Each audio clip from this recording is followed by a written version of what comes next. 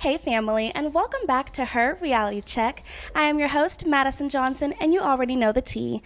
This podcast is all about love, the good, the bad, and the delusional. And yes, I've been that girl, and sometimes still am. But I stand on this. God did not create us to settle, so grab your wine, get comfy, and let's dive into today's reality check. The title of this episode is, Will You Go Out With Me? I don't know, y'all. I came up with that name, and I just thought it was really cute. I hope y'all like it. I thought it was just, clever, but it was really cute. In this episode of Her Reality Check, we're going to get real, raw, and unfiltered. We're talking about what it really means to date, not just casually hanging out or sliding into DMs, but dating with purpose. We're diving into how men and women can connect intentionally while blending modern dating culture, lifestyle values, and yes, faith-based principles, because dating in 2025 is not for the weak. Our special guest joining us today is Flores. He's a child of God, a father, a friend, and a man who's learning to lead with grace. He calls himself a worshiper before anything else, someone who's not perfect and doesn't try to be, but is constantly growing in faith, love, and integrity. RJ is a business owner, speaker, and motivator who believes in living transparently and letting others see both his wins and his flaws. He's addicted to making people smile, passionate about family, and grounded in his belief that laughter, love, and faith can heal almost anything. Whether he's leading worship, cracking a joke, or spending time with his kids, RJ's mission stays the same: to love people loudly and always point them back to Jesus. So, welcome, RJ. Thank you so much. That intro was insane. Really? You're so good at that. I need you to be around more often. Yeah, wherever I go, please come. Yeah. Thank you so much. I try practice. But of course, before we get into everything, we have to do the wine of the day. And I have a little surprise for y'all. But before I let you know, it's Stella Rosa, of course, and it's the Stella Rosa black one. And it's also slightly sparkling, so I like it. My first time trying it was in college, so definitely check it out. And I have to get a shout out to my friend who sent me my first PR package for Her Reality Check, and I was so excited, and it came with other cute little knickknacks, so thank you so much. But make sure you check out, it's Max Design Studio, and she created me this little glass with my logo on the front, the name, and then the little logo on the back. It's just so cute, so thank you so much, Mackenzie. I really appreciate it. Okay, how are you feeling? I'm good, especially now that we're going to have some wine. Yeah. I told you, I'm 41, but this is only my third time now. How old today. are you? 41. Wow, you seem so much, you're young in spirit. Really. Yeah, see, keep on. I need you around. I'm telling you. Crazy thing, I got to say this. So I have a brother who's 10 years younger than me, right? And I don't want to say he's more mature, but we were at a wedding and this couple was like, so which one is older? And I was like, I'm good. I'm good right now, Jacob. He was all pissed off about it. But yeah, I'm 41. I love that. Yeah. Wow. Thank you so much for being here. When I found you on social media, I was listening to some of your clips because I know you have your own podcast. Yeah. What's it called? Going Public. Going Public. And so I was listening to everything. I was like, oh, he would be perfect. I was like, I love his perspective and his ideas and some of the controversial topics. That's what I want. That's what I wanted to talk about. So Okay, cool. Excited. I told you I'm open game, so whatever. Yes. Yeah. Okay, so my first question, well, it's not really a question, but maybe it is. Okay, I wanted you to give me a little background on who you are and what you do. Yeah. So before, like you said, before I'm anything, I am a child of God. I'm a worshiper who does not strive for perfection anymore. I used to. I am a father. Those are my broke best friends, right? Even as we speak right now, my 16-year-old is on a date with his girlfriend. Aww, and he's so like, Dad, I'm broke. I need to use a tap. And so it's like, okay, cool. My daughter, Sayla, she's 12, and we went to the pumpkin patch yesterday, and she doesn't have a concept of value when it comes to cash or money, right? So I'm a dad. My other son is in Florida right now checking out of school for college. So yeah, I'm that before I'm anything. I'm a worshiper, then I'm a dad. I am a general contractor, so that's what pays the bills, on a construction company. And then 2 years ago, we launched a podcast called Going Public, and yeah, that's what I do. Wow, Yeah. I love that. So first, your daughter's name, can you say it again? Sayla. That's so pretty. Yeah. I love that. That's so unique. I love that. I'm going to have to add that to my baby list in my notes. That's really cute. But tell me what your podcast is about. What do you talk about? Yeah, so The Raw is after I got a divorce, I became the biggest F-boy known to man. I was very, very good at it, right? But let me backtrack. So before I got married, we waited physically. We waited to have sex until we got married. Really? And then I was in ministry traveling and doing all this stuff, but I had no protection. And so eventually I did step out of the marriage. We get a divorce and I didn't know who I was. And so I just did like the path that F boys do and just sleep around, do whatever, and only care about my feelings and my, excuse my language, but my nut. Right. And so it took a long time really. And finally, I healed from it. And so going public is I want to host a stage where people talk about the things we struggle with but don't mention. And for not just men, but for women to be okay with learning how to redo life, if I could say that, right? Because sometimes we think when we mess up, it's over. And there's not grace for that. I just want to be the person that holds the table for grace and transparency. Yeah. Oh, I love that. So how old were you when you entered that F-boy? Ooh, okay. So we got married at 22. Oh, you were young. Yeah, but we started dating at 13. So I didn't know nothing, right? Like, so like all the things, right? Started dating at 13, married at 22, divorced at 31. Okay. Yeah. So yeah, I'm 31 years old. Have a very good job also. So just was able to like, so I have a American Express card, right? At 31 years old, able to swipe. I didn't have to pay for anything personal or business, anything. I didn't have to do it. So it was easy to flaunt for women, right? And what became my pitch was really my transparency. So like, say if you came up to me at a club, right? Of course I would have some cash in my pocket, but that might be for child support, but I was fronting a little bit, right? Had a nice watch, but I would tell the women, I'd be like, hey, like I'm not boyfriend or sure as hell not husband material, but that became like the kryptonite where women were like, oh, I want to settle this guy down. Yeah. So when I was really trying to be honest and say, hey, I'm not boyfriend material and not husband material, that became like, hey, now this is my like pickup line. Yeah. And so, yeah. Women like the toxicity. It's so stupid, right? I'm a victim of it. At one point I was like, oh, like I like the chase. I like a little game. I think that's like what it was. Yeah. And so did that. Like I said, I was divorced at 31. I would say a solid 5-6 years of just doing that. Like the best F-boy known to men. And I hated it, but I'm also not afraid to talk about it. Yeah. Yeah. So you said y'all waited. We did. Okay, because I'm waiting now. I made that decision when I was probably younger than 6th grade, maybe 5th grade. I did like a True Love Waits course. I did that. Yeah. Really? I know exactly what you're talking about. Yeah. Yes, I did it. We at had the little promise ring. Literally, yes. Yeah. So I had the same ring, and then I kind of outgrew it. So I just recently got a new one. But yeah, I've been doing it my whole life. It's definitely difficult, but I don't meet a lot of people who like had that same experience. So how was it for you? I know it was hard. No, like it's different. I think for everybody, it's. Yeah. If we're honest, because I think people were, oh, you can wait, but it's hard for me to listen to somebody who didn't wait. Yeah. Right. I have spiritual dads and stuff like that they didn't. So when it comes to that, like I almost like tune them out because like, hey, no, I did it. Like I'll listen to you about everything else, but this, like I did it. Yeah. So to answer your question, it was hard. Was there close moments? Absolutely. Right. Like where we would be in high school and got really close. Right. Yeah. But we didn't, and I'm thankful that we didn't. That's good. Yeah. College was definitely a struggle for me. I was like, I literally would tell my friends, I said, I feel like I wake up every day and I feel like a man. Like maybe this is what a man feels like when they wake up in the morning, and I don't like it. Sometimes it still happens, and I pray to God, I'm like, God, just help me get through this day. I feel like I wake up feeling like a man. See, you're still young. See, I thank God. Like when I wake up and I'm horny, I thank God that all my stuff still works at 41. I like that perspective. Yeah, like, no, heck no. I don't want to be like 42 and it all be gone. No, because I am going to get remarried, right? But yeah, so, but yeah, I have my twin. His name is Josh Jones. He lives in San Antonio.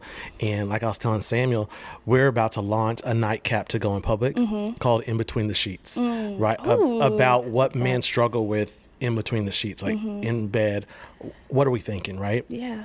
So yeah, it wasn't easy. But also I think I want to be an avenue for men to like talk about those things, even women, because I think the naive thing is to think that women don't struggle, that women don't have hormones, right? It's like, no, like everybody, like we're wired to have companionship. So why wouldn't we be wired to like feel those things. Yeah. So, yeah. That's good. I have some more questions. Go with ahead. that I as promise well. you. But I'm sipping already, so we're good. So, okay, you already told me like how old you are. You said you're 41. 41. Okay. And tell me your story. I think you told me your story a little bit as far as like relationships go, but can you go more into after the divorce? Like, how did that start off? How did the divorce start? Or Well, how did the next phase of your life start, like after the divorce? yeah, so I'll say their names because they know, like people know. So stepped out of the marriage, right? And was having an affair with my assistant while I'm on staff at a church, right? Okay. She's not, I don't want to say she's not around, but we make sure that we're not in the same circle. But that all started when my ex-wife, I was like, hey, I think I'm going to hire this girl to be my assistant. And she's like, nah, I don't have a good feeling. The stupid RJ said, oh, you're just jealous. My ex-wife she's still beautiful, right? I don't have any kind of like love like that for her. But the stupidity was, oh, you're just jealous. This girl was a college girl, right? But a woman has this intuition, like y'all know stuff that we don't even like it's not even coming up to the fence yet. Long story short, that's who I have an affair with, right? Don't want anything to do with her after, right? Like, I almost quoted Wayne for a second, but right, but seriously, like, but so I didn't want anything to do with her. Then I get into another one. This girl, we connected, but I thought it was a connection like, oh, this is really my soulmate. We just connected, like our traumas connected. That's it. That's all it was. So it was like a trauma bond. That's exactly what it was. Yeah. And so her and I did that. And then Madison, I messed up so bad. Like I was so in my F-boy period that I remember the last time like we were intimate, she was like, hey, just like be with me. If you don't feel anything, I'll leave. But if you feel something, we stay together. And I remember I was just laying on my back, letting her just do everything. Her tears were just falling. And I was so cold, like, and just let her just do that. And you would think that would mess me up. It messes me up now, but it didn't mess me up in the moment because I was so numb to like not feeling love again. Right. And so did that right after the divorce. Right. And then I just went on a deal like, man, I don't trust love. I don't believe in love or anything like that. And then I met somebody almost 4 years ago now. And I was healed. And it was an emotional like connection, all the things. And then she ghosted me. And it was a insane, like, it's kind of like a Netflix type thing, like just crazy ghost thing. I've forgiven her from them, but it was a moment where like I thought this was going to be the woman. My family thought it, her family, everybody in my circles thought this was going to be the woman that I'm going to marry and live happily ever after again. And it just didn't happen like that. Yeah. And so since then, I have not been in a relationship. Have I gone on dates? Absolutely. Am I part of like, there's this thing called the Datey in Dallas, right? Abby's a really good friend of mine. And yeah, I've gone on dates and all these things, but there's certain things that I want that, it's not to say that these women aren't great. They're just not great for me. Right. Yeah. I understand that. So what do you feel like you had to heal from? Like what do you think, what was it? Yeah. So I always tell people I don't know if I can say cuss words on here. I try not to. Okay. All right. We're drinking wine, so we'll blame it on that. Right. So you never hear anybody say, oh, that's a fuck man. It's always that's a fuck boy. Right. Yeah.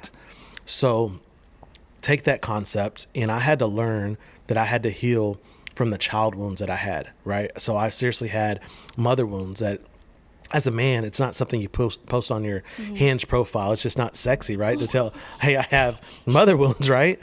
But that was it. So when somebody, say if you and I were dating and you started to act and maybe even sound like mom, I would self-sabotage because I didn't want to get hurt again by a woman.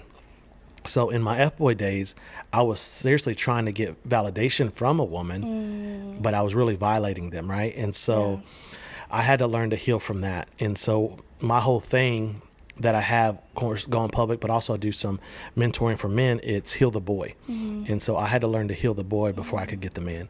And so, wow. Yeah. I feel like that takes a lot of like emotional intelligence to be able to reflect back on that and understand like your mistakes and then correct them, you know?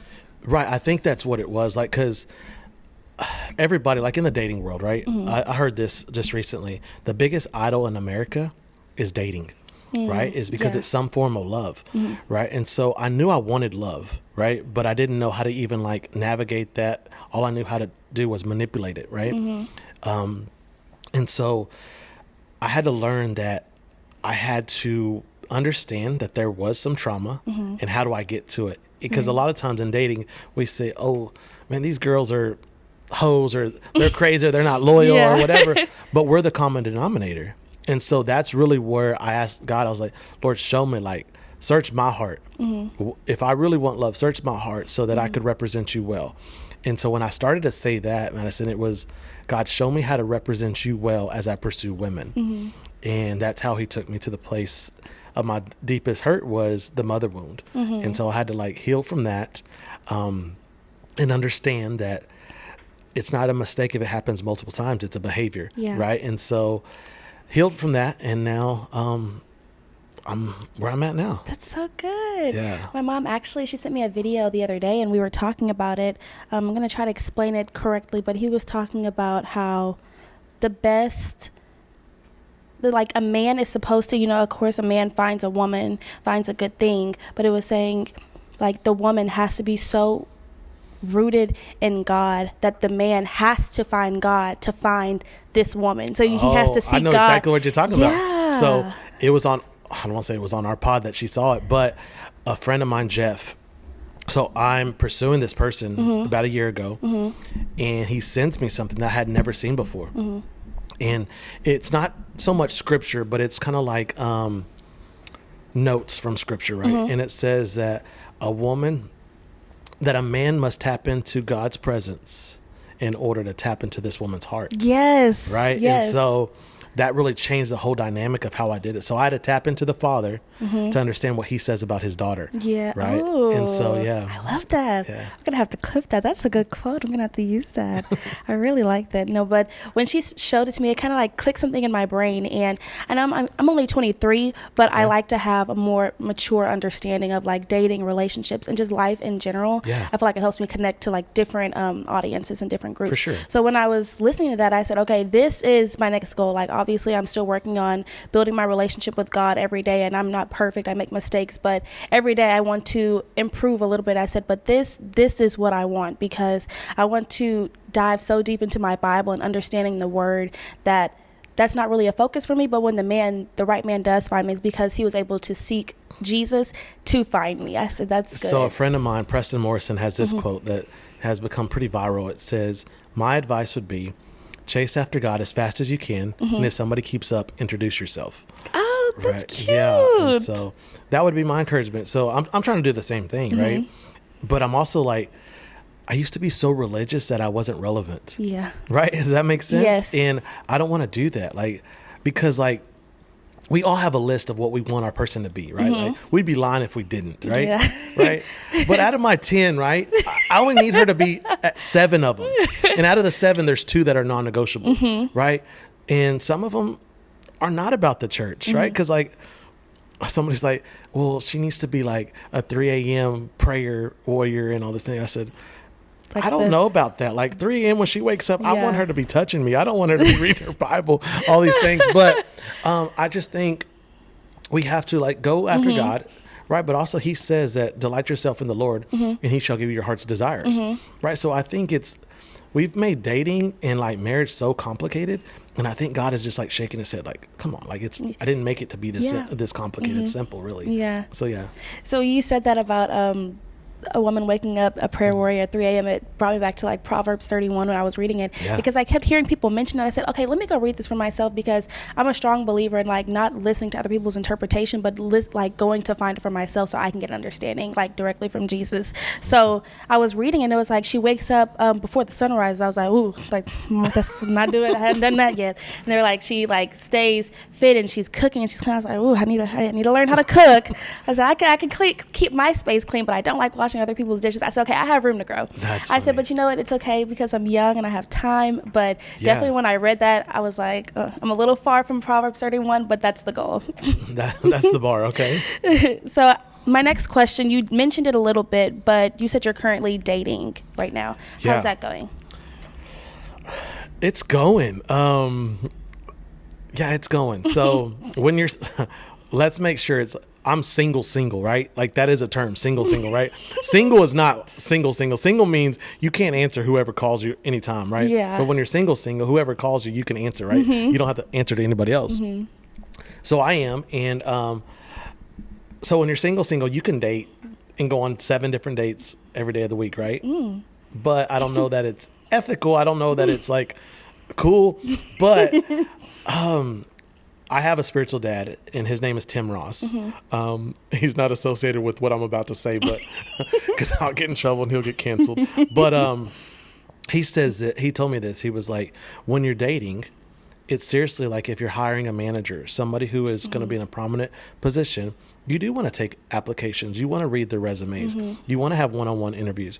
And so he said, but don't misrepresent who you are and don't misrepresent who Christ is when you go on these dates. So I can't be like, okay, here's Monica, I'm going to sleep with her. Here's Ashley, I'm going to sleep with her the next day. Like that doesn't represent this well, but you can go on different dates because you are interviewing for your person.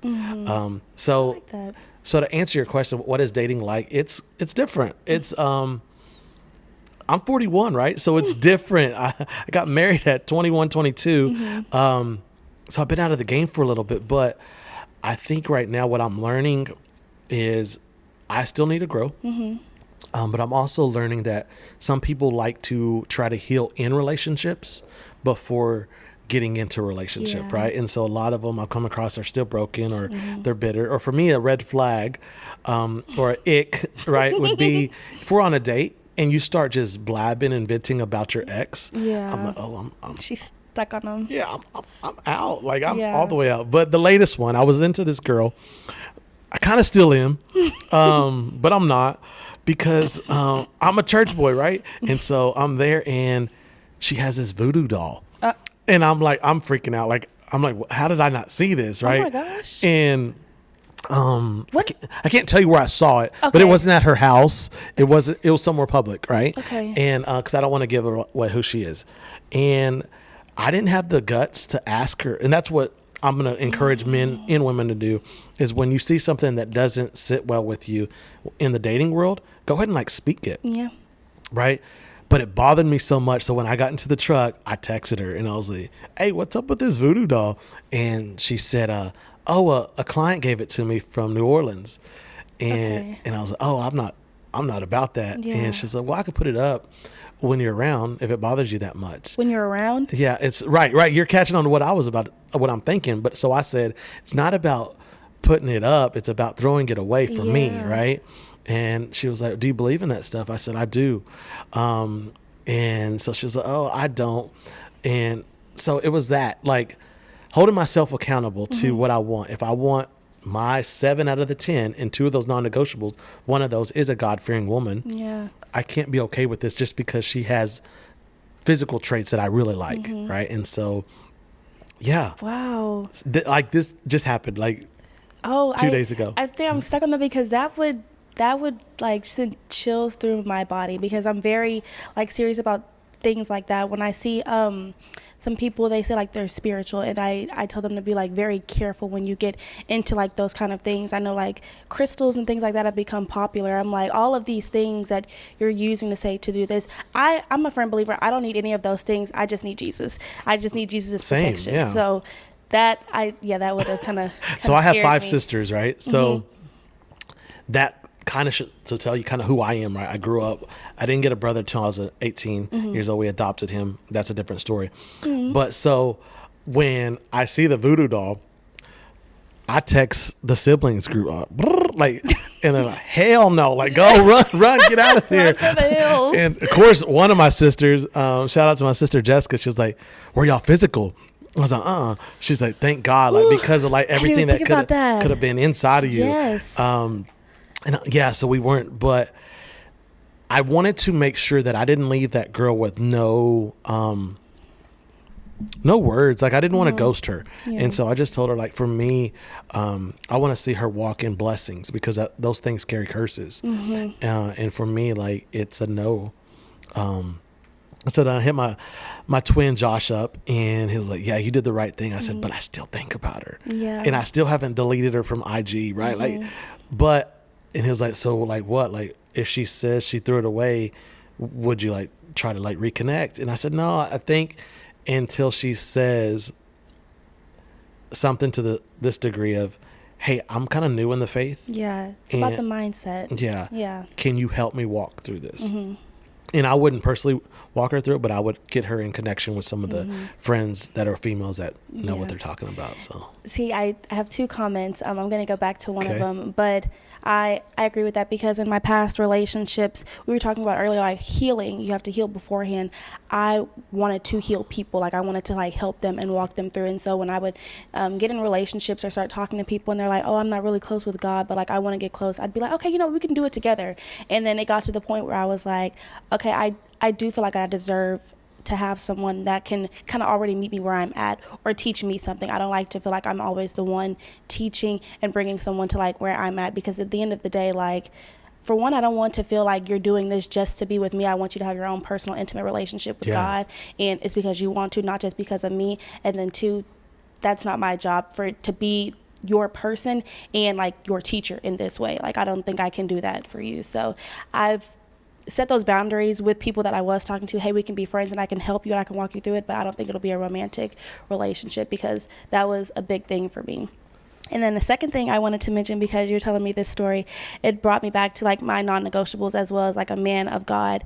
And I went on a date recently with this guy. I don't know if he's going to see this or hear this, but he was really, really sweet. He was nice. But I had a feeling we were not going to be in alignment when it came to our faith. And so I asked him, I was like, okay, I just have to ask, like, are you like religious or any way? And he told me his religion was Muslim. I was like, okay, well, I said, I don't really know too much about other religions. Like, I went to a Catholic school growing up, and we used to have to take theology classes and stuff, but I never took the class about world religions. So I said, I don't know much about other people's like faith. And he was explaining it to me and like the difference and stuff. I was like, okay, well, can you explain to me like why you don't feel like how I feel about my like Jesus is the Son of God. Like, explain to me how you don't why you don't understand that. He started explaining it to me. I was like, okay, he grew up in this faith, so this is what he knows. He knows of Christianity. He was like, no, like it's kind of similar, but then I was like, it's not though. Well, you make such a good point. Like, he grew up in that, right? So that becomes his truth. Yes. But his truth doesn't mean it's truth. Yeah. Right. And so, I would. Kudos to you for like picking up on that, right? Yeah. But it's hard. It was hard. Because sometimes we wink at problems because we see the potential. Yes. Right? And so I have this question that I always ask everybody. I'm going to ask you right here on the spot. Does every person pay the same price for your attention? Oh. Okay. Only speaking about men who you're interested in, right? So you have 10 guys right now, right?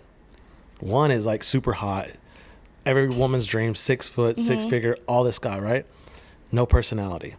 Okay. This guy over here, he's a 2, great personality, but no car, so he's walking everywhere. The face says everything. So this guy right here, the 10, is not going to have to pay the same ticket price for your attention as this guy. Oh, wow. Right? Because we allow things, potential, to have a pass to cut the line, right? And so I've established that for my life, is that I don't want somebody to bypass the line just because, excuse my language, I like ass and titties, right? Like, right, but or a pretty face. Like, no, like I gotta say, like, character means something. Yes. Right. Do all those other things mean something? Yeah, because I do want to be attracted to my person, right? So no, I get that. I was just having that conversation with my mom. She was like, don't ever fall in love with someone's potential, because that can lead you to a lot of heartbreak and like mistakes and things like that. I had to really reflect on that, because I think in these years that I've been dating and like meeting people, I do see the potential in people, and that's what I keep in my mind. So I'm like, when they start doing things that kind of like are red flags, I'm like, you know what? Well, I know they could be good, so I just keep going, and then it ends up being in a negative cycle. I look back 3 months, I'm like, okay, how did I get here? Like, it was because I kept looking at their potential and what I know that they could possibly be, when they've shown me completely like that they're not that person anymore. So it's difficult. But the date, it was nice, and I was like, okay, it's like I want to, but at the same time, God was like, I'm showing you that because for a minute I was feeling like, okay, I don't feel like I'm finding anybody right now. So I'm like, I'm just kind of over this. I was on the dating apps. I'm trying to meet people. It was just going terribly. I was like, you know what? I think he was there for God to show me, like, there are still nice guys. He's not everything. Like, this is not your person, but to show you that there are good people, and I will send you your person. So you like this about him and you like this about the last guy. Like, I will send you everything that you want as long as you stay in alignment with what I have for you. That's great. Yeah, So. I think, no, that's beautiful that you say it like that. Because I think if I were to define what dating is finding what you like in people. Yeah. Right? And you that guy had a lot of traits, right? That, oh, I really like that. I'm attracted to this. But there's this one thing that's a non-negotiable. Yeah. So now I'm learning that I like these things. And maybe my next person, maybe he has some of those things. And maybe he's that guy that hits over the top because he is a man of God. Yeah. So yeah, I'd give you a round of applause for that one. Like, yeah, for real, because not a lot of us would do that. A lot of us will wink at those things because, like you said, back, you used to be a fixer. Oh, I can fix this. Yeah. I can get them to come to church with me, right? But it just wouldn't work, and you knew that, and so good job for that. The thought did cross my mind. I was like, maybe he can convert. I was like, you know what, Madison, that's the old you. We've grown from this. You already know what it is. But that is true, because dating has shown me, like, things that I like that I didn't realize that I needed. I talked to this. I actually dated this one guy, and we just didn't have the same sense of humor. I didn't realize how big of a deal that was until I was in a relationship with him, and I was just like, I would make a joke. My humor was kind of dry and sarcastic. He was like, what? And he would make a joke, and I'd be like, oh, that's kind of childish. Like, and it just didn't work. Because of that, I said, okay, now this is one of my main things I need. Like, we need to be able to laugh and have a good time and get along. Like, I didn't realize that was so important. I had a friend. I realized he was like really, really smart, and he was teaching me a lot of things. Like, I'd ask him a question. He knew about everything. Like, he knew about so many topics. He would read. I said, okay, that's something I want. I want a man who is really smart and can teach me things. Like, I like that. So it takes time to, like, learn what you like, but the more people you meet, the more you realize. So I'm adding it to my list of things that I want. So my next question, so we hit on it a little bit earlier, but what are your opinions on love versus lust? Right now? Yes. Love and lust. I think lust is so easy, right? That's why I don't like dating sites. I was on Hinge. I think that's the only one I was on. No, I was on the Spanish one, Mexican one. I don't speak Spanish, but I like Latina girls, right? But that's what that sounds like something I would do. Yeah. But really, what I caught myself doing was bypassing their bio and just giving them the green if they are pretty. And so it was like, man, these dating apps are only birthing sexual attraction, which is lust, right? And so, like, I swear I'm gonna get canceled. It's okay. It's okay. Have you ever been like with somebody, not just intimately, but like been on a date with them, and you know there's no, like you said, like, I like to laugh a lot, right? And I like to have fun, and I like my person to be outgoing. They don't have to be so high on the energy like I am, but I need them to, like, be able to sustain some of this, right? Right. But I've been with some really pretty women that there was no connection, but I would rather have the trophy than the piece, right? And so this was an episode, would you rather have the trophy or the pillow? The pillow means that you lay yourself down at night and you're at peace and you can sleep. But a lot of us, men and women, would rather have the trophy to go show off to everybody else, when ultimately we're like dying. I cannot stand this person, but they're very good looking, and everybody thinks RJ's won because he has this. When deeply, I can't even fall asleep because I want to get away from this, right? And so for me, that summarizes what lust is.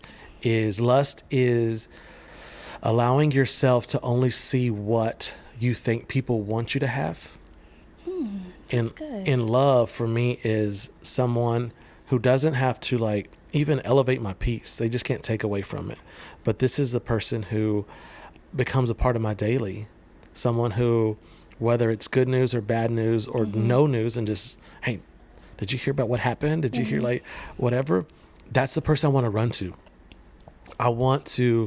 There's an old movie, Adam Sandler was in it, and he sings in an airplane, and he goes, I want to grow old with you, right? You see, and ultimately that's what I want. My parents have been married for 41 years.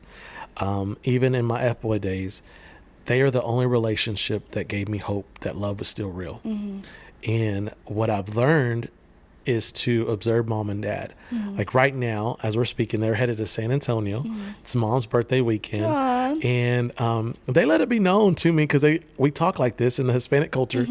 They're going to be freaks this weekend with each other. And I'm like, I don't want to know that, but that's also the secret. My dad always says, he calls me Mijo. He's like, Mijo, never stop dating the woman you love, because that's how you fell in love with her. Yeah. And so, man, yeah. So for me, that's what love is. The difference is lust makes you believe this is what you think other people want for you. Love is what you have desperately cried about, have kept up late at night thinking about. This is a woman, for me, a woman who just increases my smile daily. And one who, come hell or high water, they're going to be there right there with me.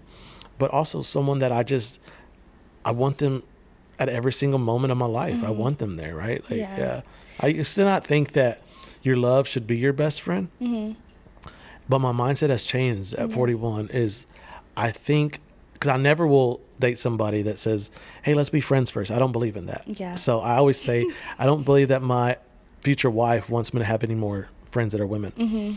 But I've learned that position, I have 2 really close friends, but I believe that position is split once this woman comes along, that she adapts and becomes that, because my love for her is so strong that she becomes my best friend. Yeah. So, Oh, that's so nice.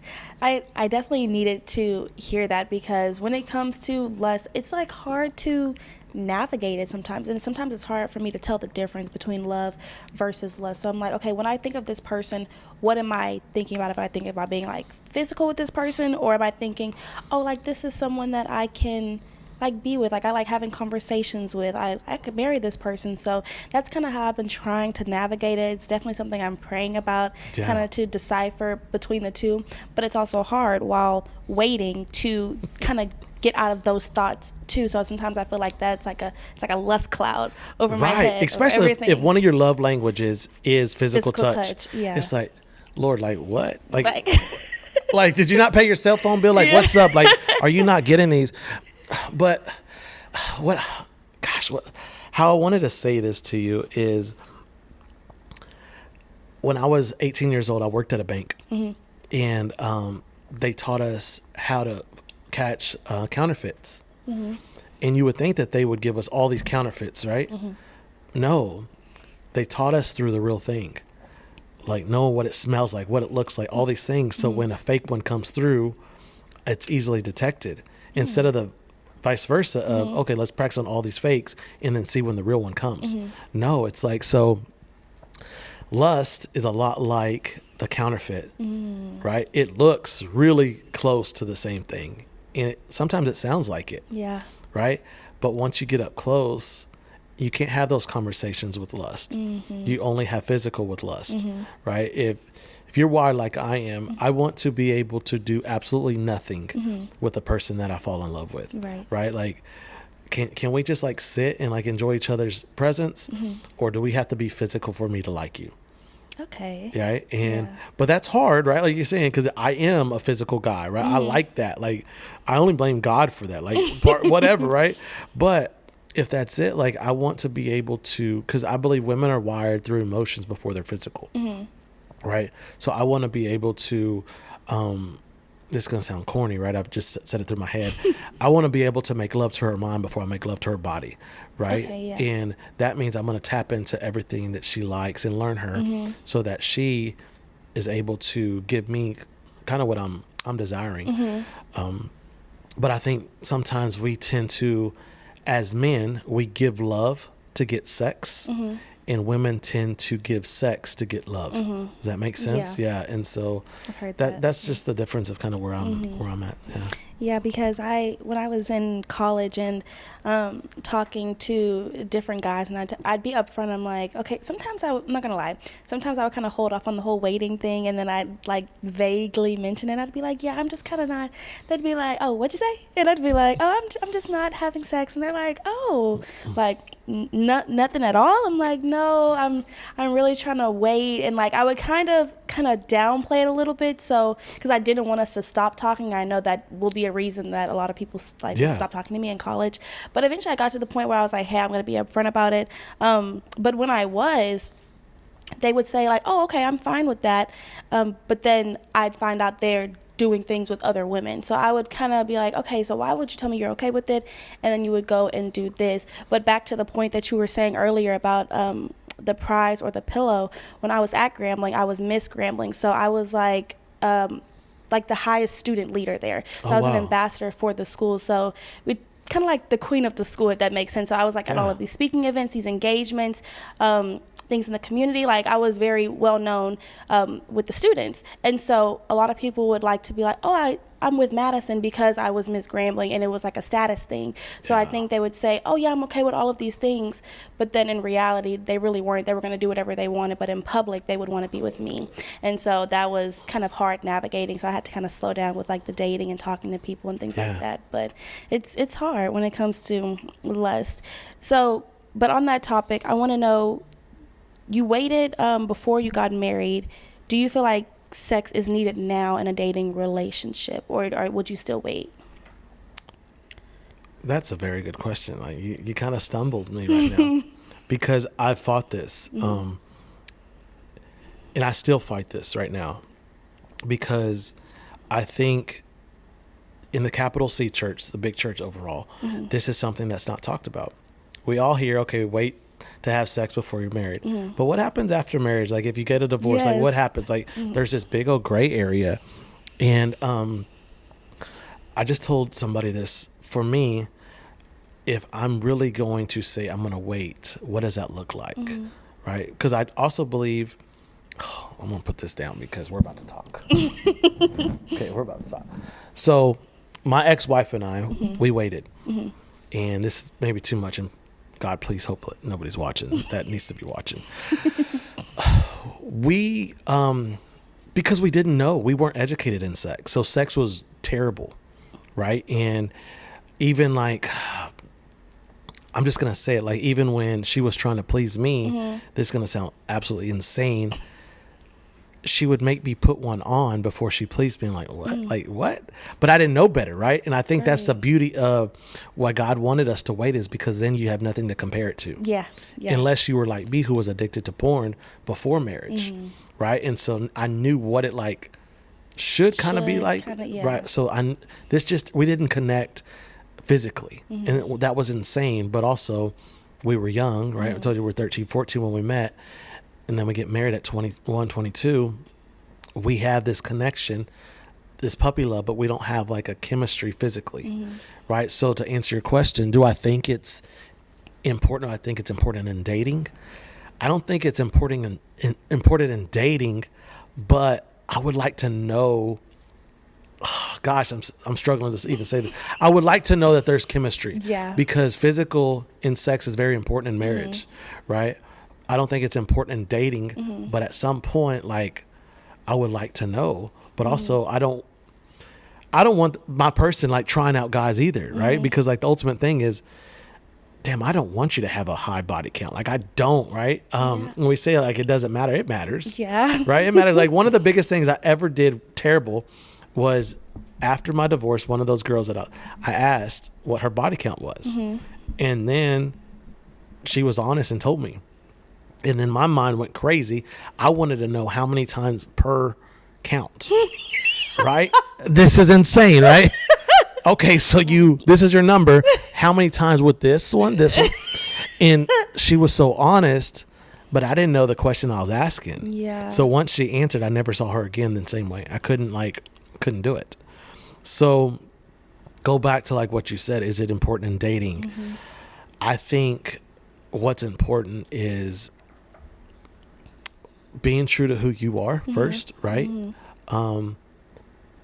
And holding yourself accountable to what you really want. If you really want to wait till marriage, hold yourself accountable, right? I know right now, because I am waiting, right? And I am celibate. Have I been celibate all the time? No, I haven't. But I'm in a season where I really want to do this, because I really want to see if I can fall in love without getting physical. Right. And for me, there's boundaries. I can't have somebody over at the house watching movies because I know the moment that her hand touches my thigh, it's game on, right? Like it's early morning time, right? But I can't do it. Yeah. I can't do it because like I swear, like I'm wired. Like if I'm like freaking 17 years old, like anything, that's like how I feel. it's game on, like at any moment, right? Yeah. So it's tough. Yeah. And it's tough right now. So, but I think that's something that biblically I can't find it. And I'm a church boy, right? And I can't find it. And I've asked people, and they're like, "Well, what does the Holy Spirit say?" Well, I don't know. Like that's why I'm asking. Like I don't know those things. I would say if it's before marriage, yeah, it's clear. Wait, if it's after marriage and you're divorced and you're navigating dating, I don't know. I think you got to find out where your peace is with the Holy Spirit. Yeah. Yeah. Okay. When I know for me, what was I gonna say? When it came to, like, I would think about that too. I was like, okay, I do feel like I want to be able to be physically compatible with my partner. How would I know if not before? And so I tried to, I asked my mom about it, I asked my friends about it. I just got a bunch of different opinions. I think the conclusion I came to, I was like, if I'm seeking God and I'm in the right place, I feel like he's going to send me the person he wants for me, and he's going to make sure everything else aligns. So that's kind of like the answer I'm on right now. I'm like, okay, if this is the person that God has for me, I'm not going to have a problem with this, and this. Like these concerns that I have, they're going to just go away. So that's great. That's a great point of view. As you were saying that, I'm reminded of this scene. If you've ever seen the movie Remember the Titans? Maybe. Okay, so the audience surely might. So they're in the locker room and they are undefeated to this point and they're losing, and the coach is already prepping them for like a loss. And one of the guys pops up and he goes, "But in all due respect, coach, you've demanded perfection. I'm not perfect, nor will I ever be perfect," he's saying.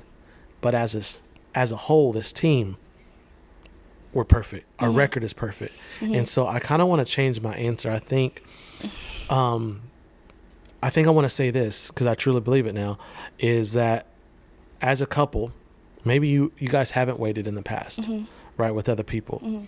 But together right now we're perfect and we're pure. And can we be pure until we get what we really want? Yeah. Because like the desires of your heart communicates, hey, I do want to wait. And there's some guys that are going to say, oh, I'm cool with that. But do like this other guy, right? He's cool with us not being physical, but he's not cool with him being non-physical, right? Yeah. And I think that is my answer, is the Remember the Titans scene is, hey, as a whole, we are perfect. We are pure. And that's what I want. But I also align with you when you said, my person isn't going to make me feel forced or pressured. I'm going to just feel at peace. Yeah. Right? And so I think that would be my new answer. Okay. If I could change that, yeah. I like that.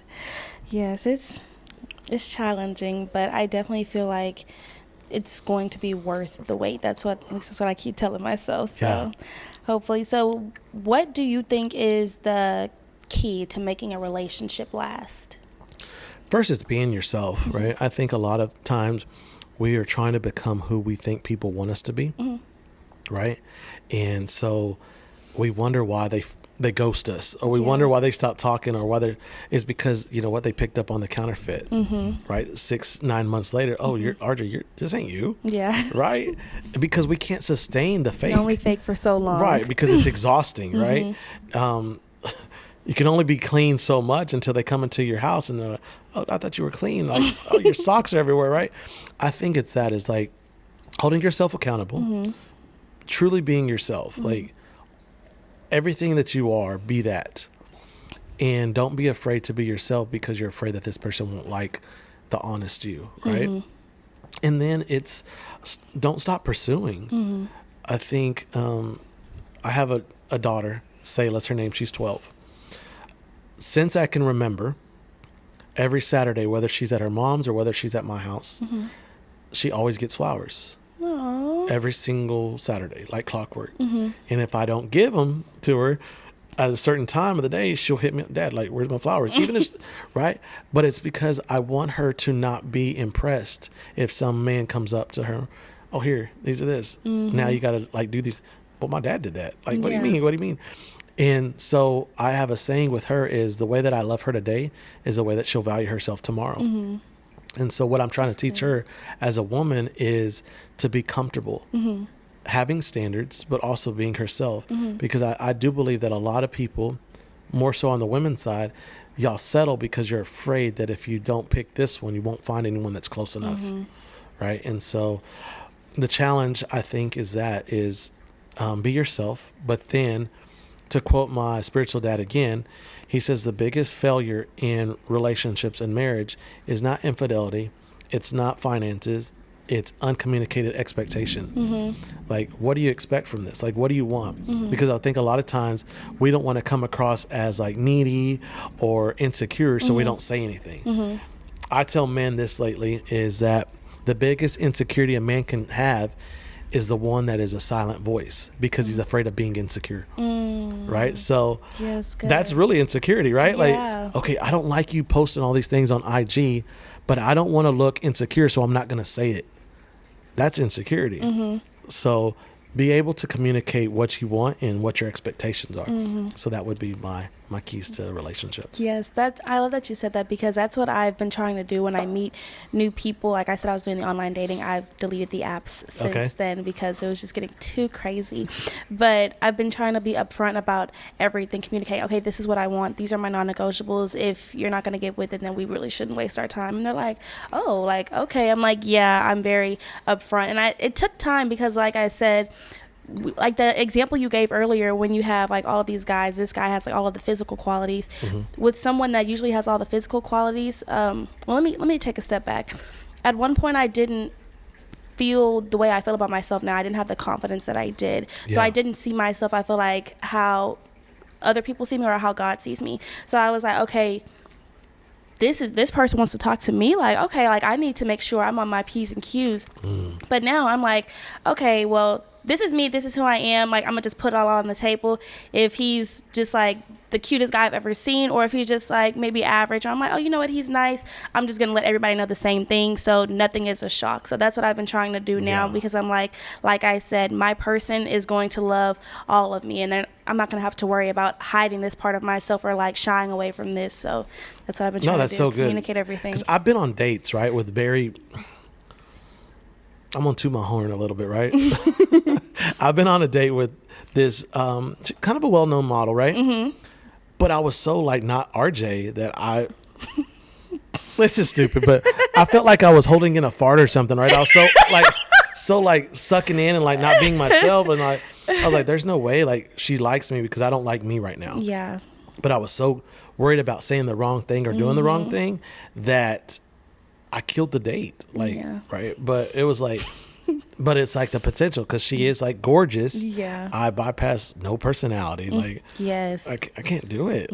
I cannot do that. So, I was just talking to one of my best friends about this, my sorority sister, and we were saying how it's so weird that like when we're actually interested in someone, like me and my friend, we have a problem with flirting. Like we do. I think we're like natural flirts. I'm like, it's so easy to just flirt with people that I'm not like super interested in, because I'm like, oh yeah, like I could be myself. Like they love me. I'm cute. And so I'm just giving them all my personality, and they're like me even more and more. And then I meet a guy that I like might be slightly interested in, and I'm like, I lose all of my personality. Like I don't know what to say. I don't know what to talk about. And I hate it. And we both struggle with the same thing. We're like, okay, yeah, like I don't know what to say when I get around him. Like I just talk about like stupid stuff, like movies about cars, and I don't even like cars. I'm like, I just try to say something that I feel like they would like, and then it's just awkward. I said, so I'm working on kind of getting out of that and just saying, okay, if this person likes me, they're going to like me. Like I'm going to be myself regardless. So I'm working on that, because that was definitely a struggle at one point. Like when I was not as like spiritually mature as I am now, when I would hang out with a guy that I liked beforehand, I'd be like, okay, I need a drink. Like I need to like loosen up something, because I was so like, oh my gosh. Like I remember it was for my birthday. It was a guy that we were meeting up. I was with my best friend from high school. I was like, yeah, I need a shot. Like he's about to walk in here. Like I'm gonna pee my pants. And she Right, was right, right, like, girl, like, no, that if you have to drink every time before you hang out with them, like, this is not good. At the time I was like, girl, no, like, it's me, I'm the problem. I definitely shouldn't have been doing that. I don't do that anymore. But those nerves, like, will really get to you, and like, I'll get in my head. It was a mess. But That's so crazy. That's confirmation in a good way for me right now. It's because there's this one I didn't date. I went on a couple of dates with her, on 2 to be exact. And the first time we went out and we had drinks and stuff, had dinner, and it was fun, right? And it could have got physical really, really quick because that chemistry was there, like really close, right? The second time we go out, I'm not in the mood to drink, right? Because I like myself sober and I like myself tipsy. yeah. But she was like, aren't you going to drink with me? And she was just like chugging and like drinking a lot. And it was, for me, it was like, I don't know that I like her not tipsy, right? Like, and not the blurred eyes, but it's like, I don't know that I like her. Not because she's drinking, but I just don't know that without the influence, do I like her? Yeah. Or is it because of the influence that I like her? Yeah. Right. So yeah, I get it. And that I had that same realization, because after I got like more, we ended up like talking more after that. After I got more comfortable and we stopped drinking, that's when the problems came in.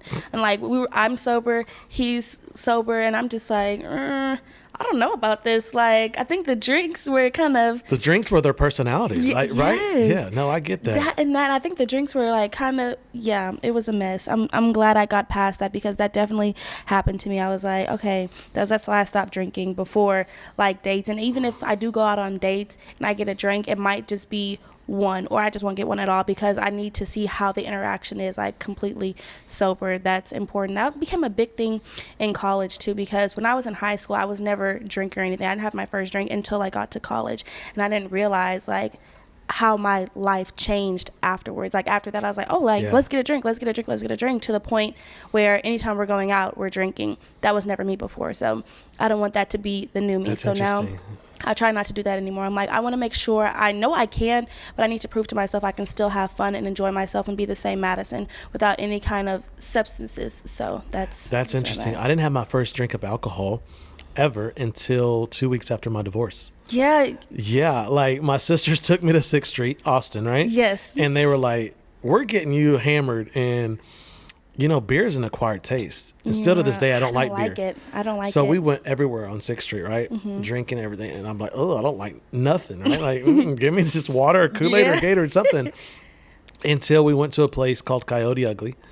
People were like on the bar laying down with their shirts off and like taking shots. And I was like, I'm not drunk. I know I'm not, because I don't like anything, but I'll get up there, take my shirt off and take a drink. And they gave me a Long Island iced tea. Oh my gosh. And for this, that's my drink of choice from now on. But yeah, it's funny. Like I also didn't have my first drink for a long time. Yes. But I just got flashbacks when you said Long Island iced tea, because I remember one night I was like, okay, I've had enough drinks, and then I was like, I'm gonna get a Long Island. That sent me over the edge. Like, I was getting dragged out of the club. I said never again. So Long Island iced teas I try to stay away from because it sent me over. But that's funny.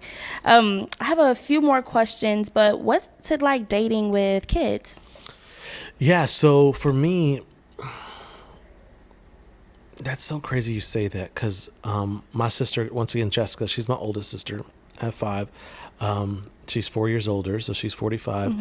And she said, I remember, RJ, when you were dating this one girl, it was so hard for you to connect with her son. And for me, it was because I felt like I was being a bad dad if I invested in another kid that wasn't mine. Right. And so like, that was my mindset. And then I dated some who didn't have kids, and I liked it, but then I didn't like it, because then like, will she be able to interact with my kids? Like, and cause I'm not looking for a mother for my kids. I'm not, right. I'm looking for someone who will bring bonus, right. Who can, Selah says it the best. Selah says, Dad, we need a woman in the house, because not only does it smell like a dude in here, but like the house doesn't feel homey because we can tell a man put it together, right? And a woman, like, she sets the tone, like in the atmosphere, like, right? She makes the smells, like from baking to cooking, whatever, or just, I think a woman's smile and their presence can be smelled and heard in a house, right? And so what does that look like? I do tell people, because my kids are my world, right? And without them, I do not exist. But I used to not ashamedly say that I have 3 because it's like, ooh, who's going to date somebody with 3 kids, right? But now, like, that is like one of the first questions that I love to answer is when they're like, oh, do you have kids? Absolutely. Jeremiah, Noah, Selah, and they're my world. And let me tell you about them. And then I'll go into theirs because I think for me, I grew up in the Brady Bunch style family, right? My mom and dad divorced when I was young. So my dad and stepmom, I have 5 sisters and 1 brother. So we grew up in a huge family and I love it.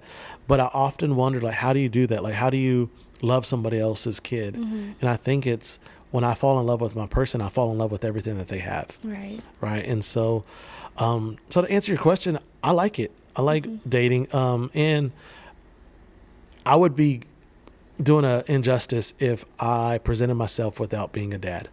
Yeah. So. Oh, that's so sweet. I love that. Like, your daughter seems so sweet and like mature for her age. I love that. I was her photographer last night at the pumpkin patch. Like, I wasn't dad. I was photographer. Yeah. So, but yeah, it was. That's it was so neat. Sweet.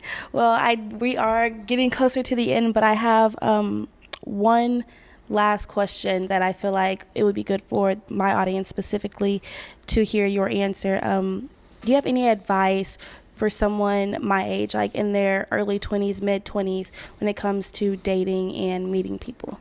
Yeah, I would put myself out there. If I were to go back to be the 23-year-old RJ, I was already married, right? But if I had to do it all over again, I would put myself out there, but not in a messy way. I think a lot of times that we try to make ourselves known. So we're at the clubs or whatever, we're wanting to be constant, right? Top of mind awareness type of thing. I would put myself out there, but also put myself out there with standards of what I really want, right? And then don't date to cancel loneliness. Right. And that's even advice for me right now. Don't date to cancel loneliness because sometimes at night I'm bored. And so I'll say yes to somebody or I'll go do something that I really normally wouldn't want to do.